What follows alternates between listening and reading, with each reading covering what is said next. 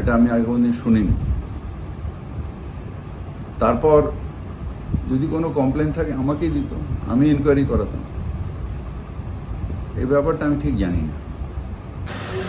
অভিযোগ পাল্টা অভিযোগ চলছেই।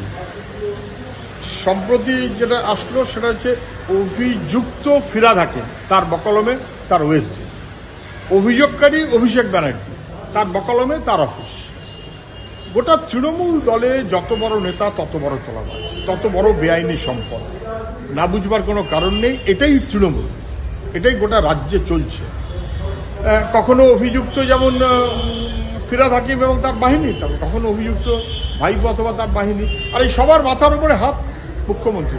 তার যারা চারপাশে আছেন, ফিরাদ হাকিমের চারপাশে যারা আছেন তার অপরাধী, অভিষেকের চারপাশে যারা আছেন তার অপরাধী, মমতা ব্যানার্জির চারপাশে যারা আছেন তার অপরাধী।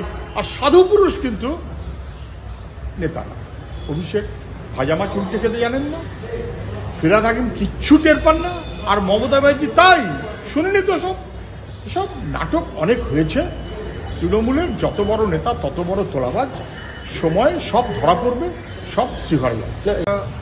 তিলোত্তমার বিচার 50তম দিন, তারা নিজেরা আলোচনা করবেন কনভেনশন, কিন্তু রাজ্য প্রশাসনের পক্ষ থেকে তাদের সে ব্যবস্থা করতে দেওয়া হয়। ধনধান্য চেয়েছেন, পাননি। এখন বোধহয় পিজি হাসপাতালের মধ্যে করতে হচ্ছে। আমি শুধু বলছি, এটা তো ওরা হয়তো হালে টের পেয়েছেন। গোটা পশ্চিমবাংলার কোথাও প্রতিবাদীদের, বিরোধীদের সাধারণ কাজ করতে বাধা দেওয়া হয়, হল পারমিশন দেওয়া হয় না, নাটকের দল পারমিশন পায় না। সব অংশীদার হতে হবে। অংশীদার হলে একরকম। ভিক্টোরিয়াতে মিটিং করার ক্ষমতা, অনুমতি একমাত্র মমতা ব্যানার্জির, আর কেউ পাবেন না। রাজভবনে 144 ধারা ভেঙে মিটিং করার, খোসামতি করার অনুমতি ভাইপোর, আর কেউ সেটা পাবেন না। কলকাতাটা অবরুদ্ধ হয়ে থাকবে 144 অথবা 163। এই সর্বনাশা ব্যবস্থাটাই পশ্চিমবাংলায় চালু হয়েছে।